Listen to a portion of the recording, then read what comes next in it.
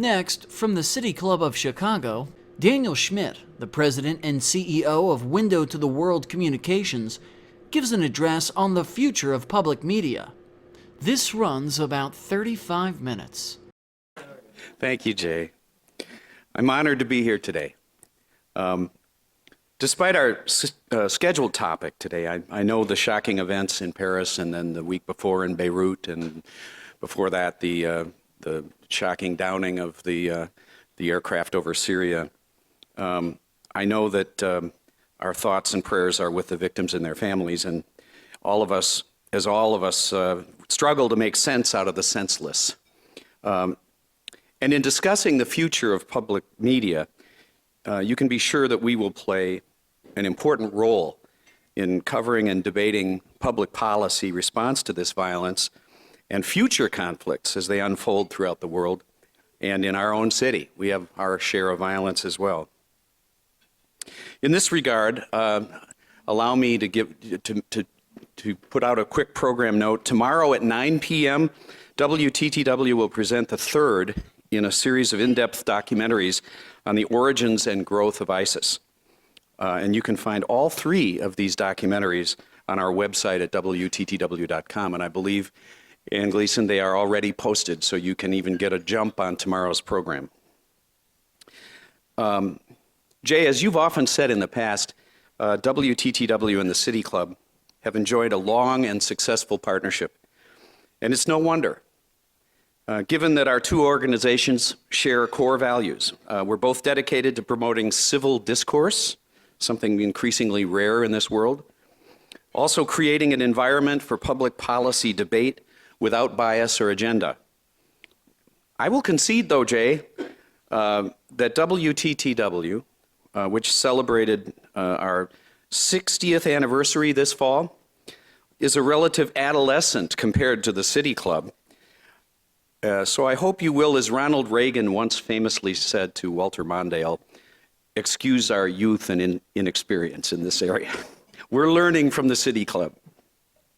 On behalf of WTTW, I would like to take this opportunity to express my gratitude for the City Club's generous support of our candidate forums over the years as well. Your participation has been invaluable, and we look forward to many, many more future collaborations. So I would like to begin my talk by showing you a spot that we've been sharing with our viewers lately.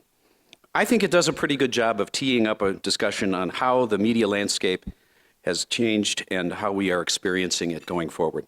So please roll that spot.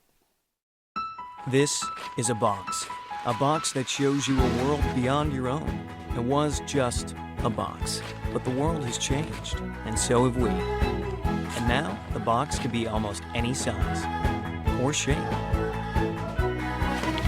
And you decide what you want to explore.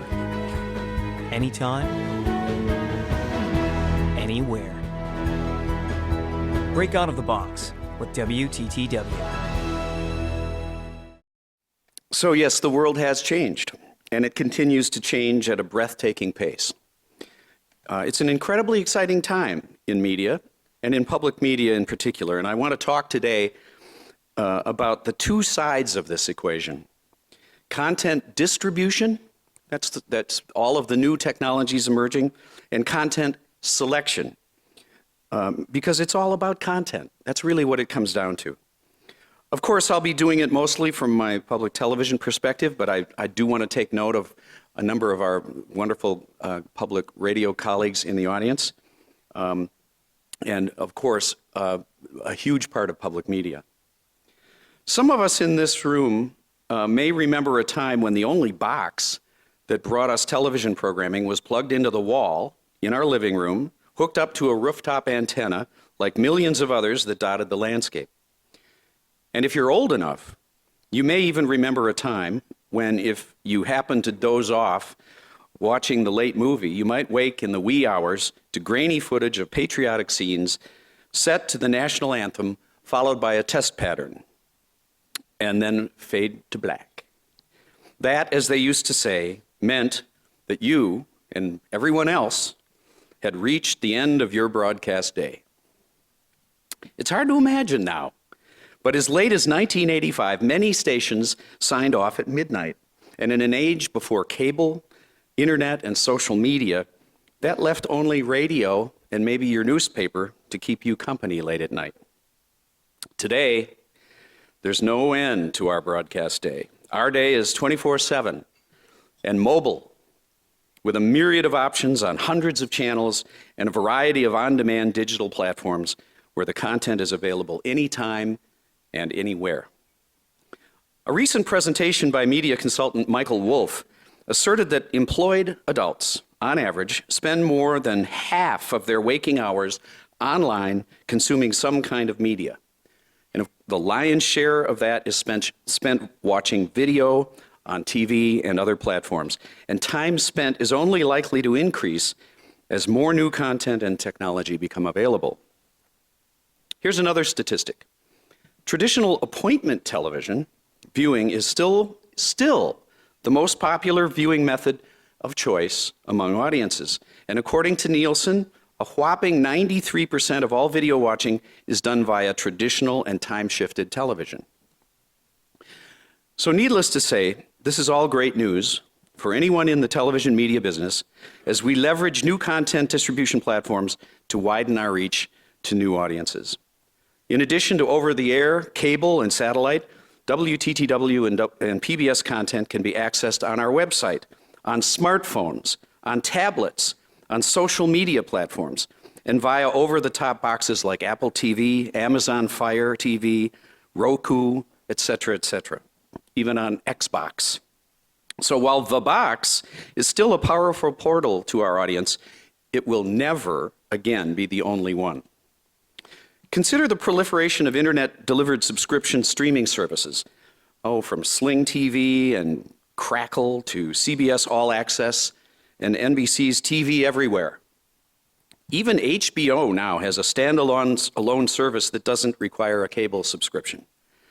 Another important distribution trend is the emergence of digital-first original programming and experimentation with release timing. Netflix quietly led the trend in early 2012 with Lilyhammer, a series about a fictional New York gangster, following it up a year later with a bigger splash, releasing 13 episodes of House of Cards in one day. Amazon, Hulu, PBS Digital Studios, and many others are producing and releasing digital-first content. For our part, WTTW has produced and released 3 digital-first series with more to come.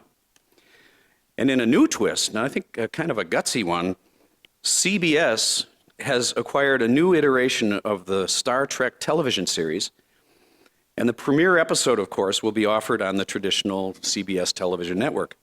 But after that, the rest of the series is only available on CBS All Access for a subscription fee.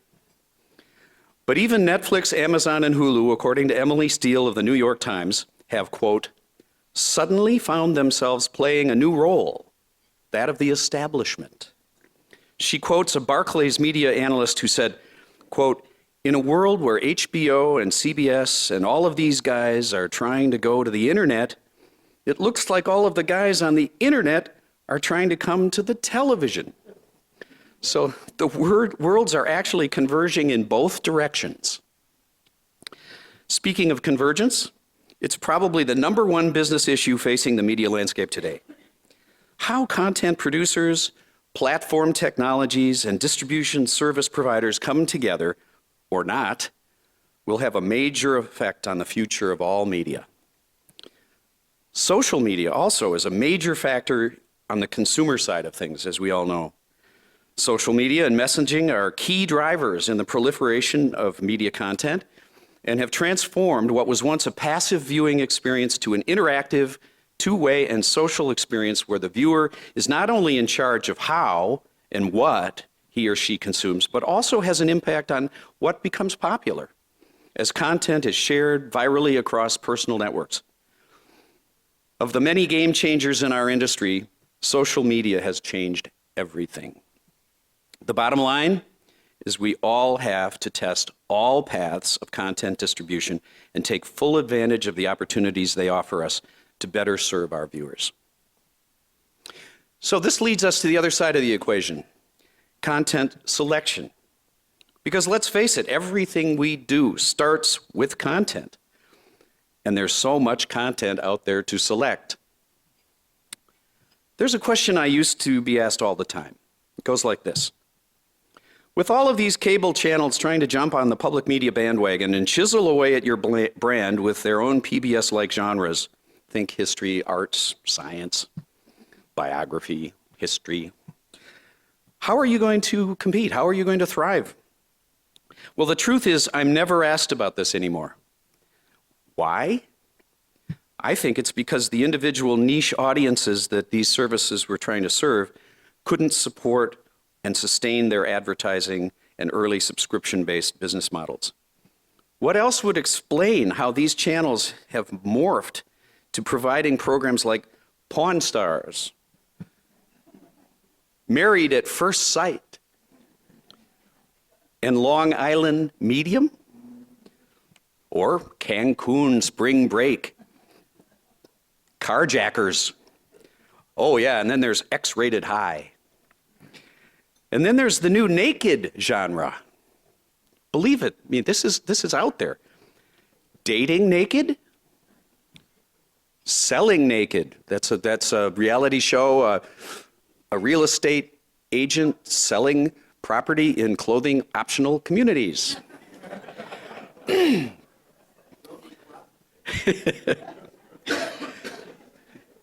yes, of course, there's the latest one, Naked and Afraid.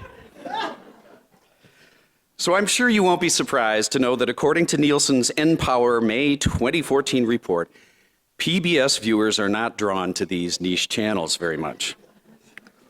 82% do not watch A&E, 84% do not watch CNN, 89% are nowhere near MSNBC, 79% don't watch Discovery, and 73% don't watch the History Channel. Now, I'm not knocking these shows, really, believe me. This is what the marketplace produces. And a lot of people love them. But public media exists to provide a content alternative available to everyone. And that's what we set out to do. In his review of Television is the New Television, a book about TV's firm footing in the otherwise disruptive media landscape, and it's by Michael Wolff, but believe it or not, a different Michael Wolff than the one I referenced earlier.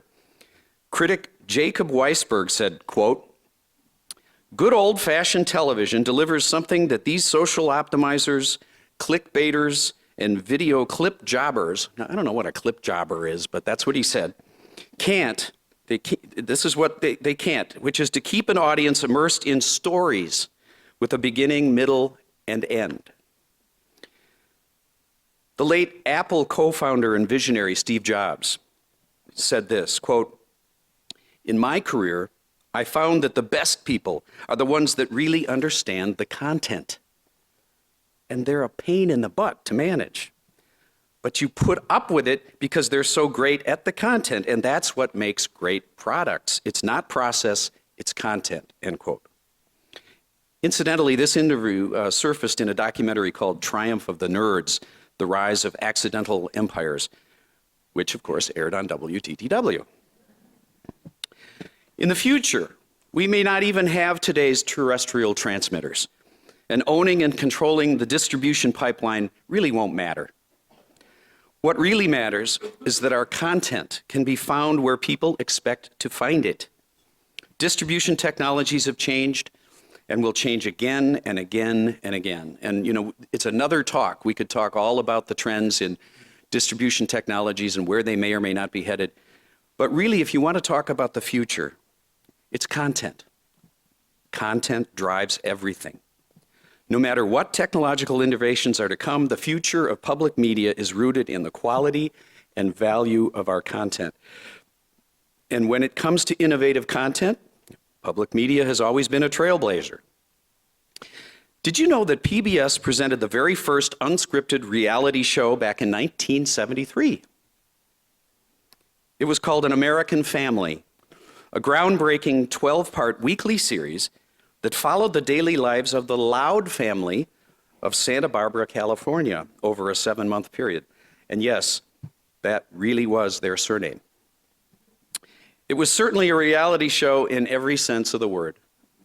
An American Family was in the vanguard in another important way because it also featured, as PBS stated in its program description, the first gay person on television who was, quote, an integral member of American family life. This is back in 1973. While Ken Burns may not have been the first to pioneer binge watching, that would be the 1977 miniseries Roots. How many people here remember Roots? Quite a phenomenon, and it was way ahead of its time. But Ken Burns was the first to employ this technology with a documentary series when PBS aired his multi-part film, The Civil War.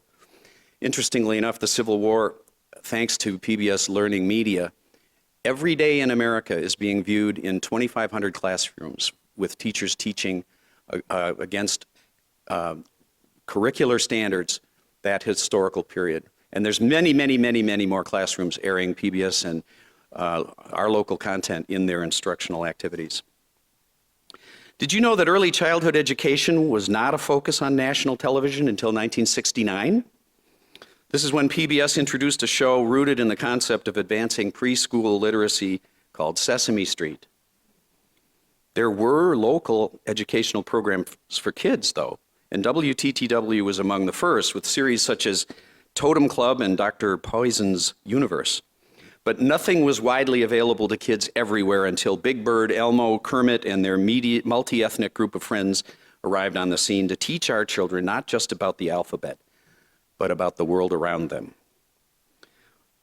While public media has been about content and storytelling innovation from the beginning, I have to say innovation in this area is more important now than ever. Unlike the niche cable channels I referred to earlier, it's fair to say that we are experiencing a second golden age of television as writers, directors, and performers bring their talents from the big screen to the small. So how can public media thrive in this crowded marketplace? This is sort of like the question I used to be asked about those niche channels. You know, we all know that there is this incredible, wonderful wealth of content coming from HBO, Netflix, AMC, the BBC, and many others. And so the question is, what is our response in public media? Well, Downton Abbey serves, I believe, as a good case study. This series, and I'm guessing you've heard of it, garnered critical acclaim and attracted a wide, diverse, and multi-generational audience. You know, we transmit every day, 24/7, 4 streams of content. And most of my friends and acquaintances assume that I watch all of it. And I have to confess that it was after the first season of Downton Abbey that I finally got focused on it. It was my 26-year-old daughter who turned me on to it. And I was delighted that my 26-year-old daughter was just passionate about this PBS series. It was a hit, as you know, and a cultural phenomenon. On WTTW, the series came in second consistently with tough competition. The night of the Super Bowl, everybody was watching either Downton Abbey or the Super Bowl. And admittedly, we came in second, but that was good enough, I think, that night.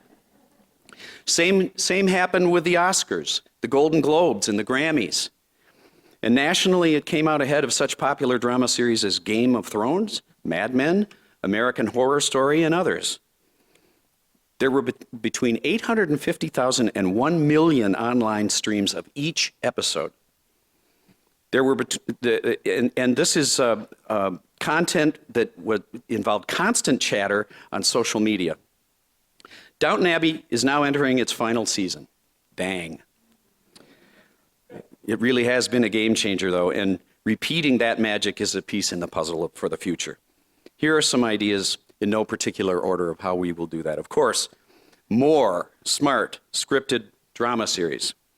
We must build upon the popularity of Downton Abbey and our other British dramas by creating similarly dramatic and addictive content based on interesting times in history. These period dramas are just fascinating, and it's an opportunity to teach as well as to entertain. And we are doing this with the upcoming Civil War medical drama called Mercy Street, coming in January. Executive producers Ridley Scott, I think you've heard of him, David Zucker and other Hollywood producers and actors are attached to it. And here's hoping we have another Downton success story on our hands. I think there's a good chance. Second, real in-depth history. Everyone likes a well-told story, and few are better storytellers than Ken Burns. His rich, multi-part project, such as the Civil War that we've talked about, the national parks, and most recently, the Roosevelts, an intimate history.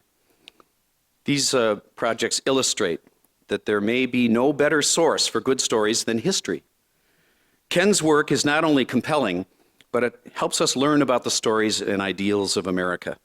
And as I said earlier, Ken's films are released in binge-watching chunks, on air and online.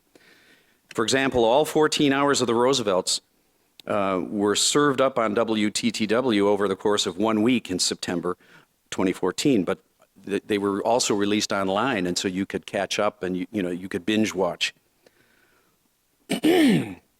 As Ken, and perhaps public media's greatest ambassador, would surely tell you, this is the sort of content that can only live and prosper on public media. Future Ken Burns projects include films about baseball great Jackie Robinson, novelist Ernest Hemingway, country music, and the Vietnam War, and he's got a long pipeline of many more to come. Third, uncovering the truth. We must cement public media's reputation as truth tellers, with more hard-hitting investigative content across platforms. This is where public media really shines. Our public affairs content is completely independent, with no ties to advertising or commercial interests, giving us unique access to public officials and places, off limits to everyone else, and is not afraid to be controversial. Think of the Frontline special, Obama at War, which took us deep inside the administration's struggle to deal with ISIS and the Syrian civil war. Or League of Denial, which focused a much-needed spotlight on brain injuries in professional football.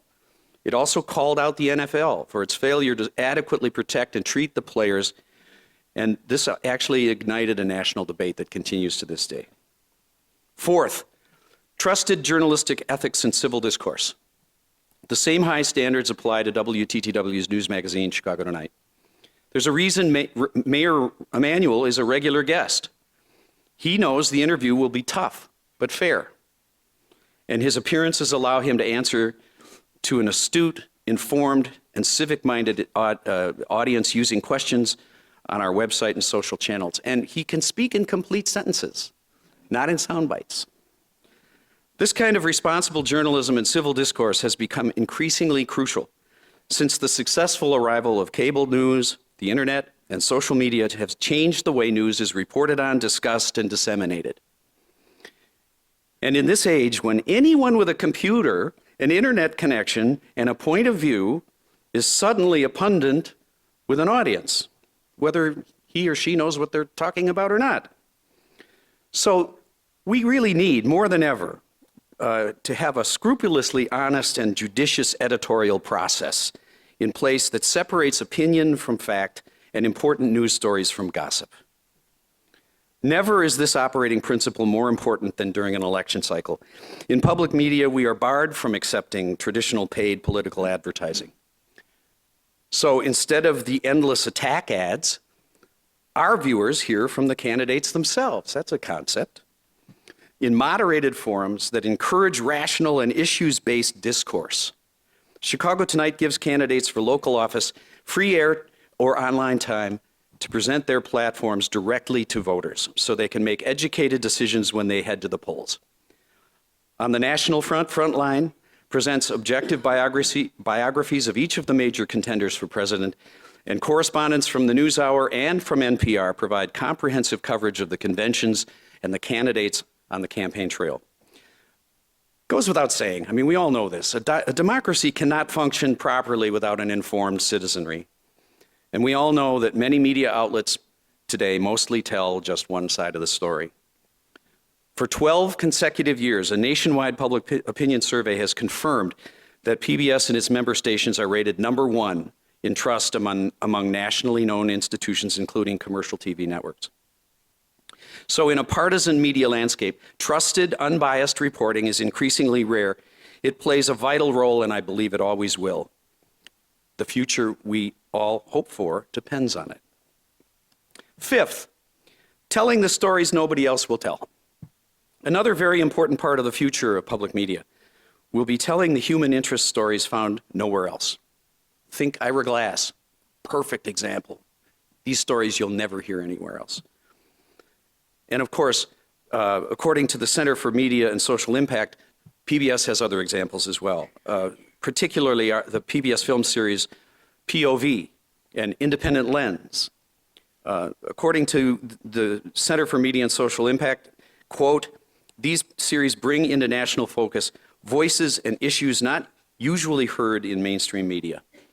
WTTW has a longtime local partner in this endeavor. Last April, a Chicago-based production company Kartemquin Films teamed up with Independent Lens to produce The Home Stretch, the story of 3 homeless teens in a quest for a brighter future as they grapple with Chicago winters, the pressures of high school, their own feelings of abandonment and hopelessness. And so this is another example of the difference public media can make in bringing real issues and putting real attention to our diverse communities and helping us understand what's going on in our neighborhoods. This is a core value that public television has in common with our friends in public radio. And close collaboration among the various public media entities, American Public Media, NPR, PBS, PRI, and PRX, is imperative to our future and our sustainability.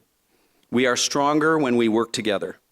And I'm happy to say that this is happening across the country as well as here in Chicago. WTTW and WBEZ are currently working together to install a robotic camera or 2 in the newsroom at WBEZ to provide a pathway for exchange of video and audio content. Pooling our journalistic resources will make us both stronger and help us serve our communities more effectively. Sixth, a commitment to arts and culture. Another vital component of public media's strategy for the future is not pulling back from, but diving deeper into arts and culture. For many, their first and perhaps only exposure to the greatest theater, dance, visual art, opera, orchestras, and other musical genres come from public media, including classical and fine arts radio stations such as our own WFMT. WTTW has also presented many local documentaries about the arts across Chicago and Illinois, as well as regular Art Beat segments on Chicago Tonight. And early next year, we will be debuting a weekly arts half-hour Art Beat program. Of course, nationally, great performances live from Lincoln Center, our own soundstage, Austin City Limits, offer our viewers a front row seat to content that may inspire the next great actor, singer, ballerina, painter, playwright, or violin virtuoso among us. The Chicago Symphony Orchestra radio broadcasts live from the Civic Opera House, the New York Philharmonic this week. These are all WFMT programs that bring the best music in the world to every corner of the world, most recently adding China to our daily reach. So next time you're in Beijing or Shanghai, you'll hear Bill McLaughlin on Exploring Music. President Obama, when introducing the winners at the annual Kennedy Center Honors, said, quote, "The arts have always been the power to challenge and the power to inspire." I would go on to say that the arts enrich all of our lives. They encourage us to dream of a world beyond the everyday, to foster our creativity and use our imagination. And that can have some far-reaching effects. In 2012, research by the National Endowment for the Arts found that early exposure to the arts resulted in at-risk youth having better academic outcomes, higher career aspirations, and more civic engagement. Over our history, America has built the largest, most powerful, and most competitive economy in the world. That's not news to anyone here. And of course, business acumen and technological skill are very important and have taken us a long way. But would Americans come as far as we have without the vision, creativity, and innovation that the arts promote? Just look at how Steve Jobs married artistry and technology to build one of the largest and most successful companies in the world. So it's important to understand that the arts are not an extracurricular aspect of life, but a critical part of it and our global competitiveness. Seventh, science and nature. What will inspire the future scientists, zoologists, astronomers, archaeologists, medical researchers, engineers, and technical wizards? Well, public media will continue to play a role in this with programs such as Nature and Nova that will take us on expeditions to ancient worlds, inside the intricate workings of our brains, to the bottom of the ocean, to rainforests, deserts, and mountaintops, to the ends of the earth and the far reaches of the universe. Imagine, for instance, venturing into a remote cave to discover artifacts that change everything we thought we knew about the evolution of our own species. This has recently occurred. Or, as a little more lighter example, we've actually explored closer to home, going inside the minds of those canines or felines that share our living spaces to find out what they really think of us and what they're really up to when we're not home. In short, there is so much more to learn about our world and everything in it, and the possibilities for our viewers to explore it are limitless. Eighth, digital content. This could be another whole talk, but I'll be done in about 4 hours. So, producers are now focused on creating content for multi-linear and mobile platforms. TV, web, and app, email, and social media are part of any content and distribution strategy. When we premiere our new neighborhood special on Chicago's South Side later this month, for example, not only will we release the show on air, online, and via our video app, but we'll have community events, community outreach, community engagement, and launch a mobile website with extra content, extra video, and features designed to engage viewers beyond the broadcast. Extending our content to digital platforms helps us bring more content to life, stimulate audience interaction, and create a long tail for the life of the original content. And finally, commercial-free educational content. This brings us to the very youngest and most impressionable members of our community. In today's fast-moving and increasingly competitive society, early childhood education is critical to later success. Public media's leading-edge, non-commercial, educational content must continue into the future, with two-way engagement with kids across platforms and in the community. This is a big responsibility that we don't take lightly.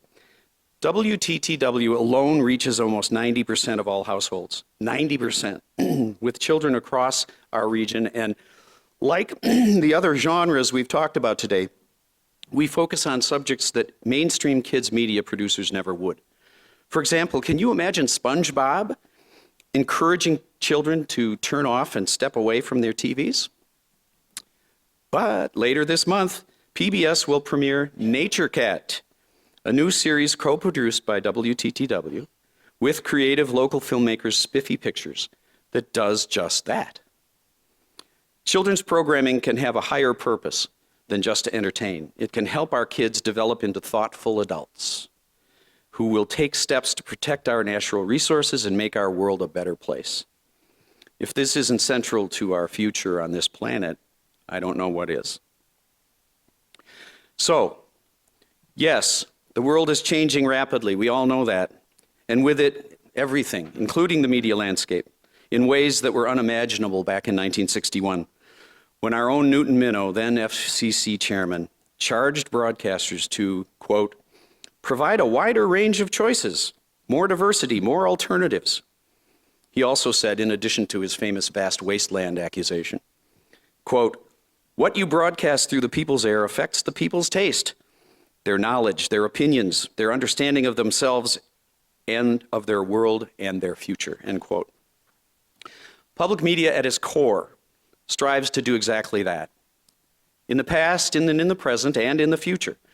We must remember, as Ken Burns told the Los Angeles Times, quote, literally what we stand for. Public media presents and produces the best children's science, nature, public affairs, arts, and history programs on television, radio, and online. We are dedicated to doing things well and doing things that last. So what do I see as the future of public media? I know one thing. The media landscape will not be getting smaller or quieter.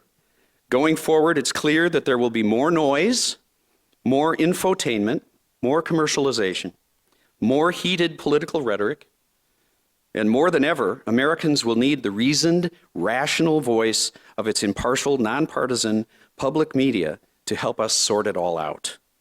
We will need public media to help educate our children, expand our horizons, embrace diversity, learn from our history, understand our place in the ecosystem, and aspire to be better human beings. Public media is America's largest classroom and its greatest stage. Across all of its platforms, we will continue to innovate, we will continue to grow, and most importantly, we will continue to tell the stories that others don't. That has been our mission from the start, and no matter how much time passes and change swirls around us, our mission and values will remain the same into the future.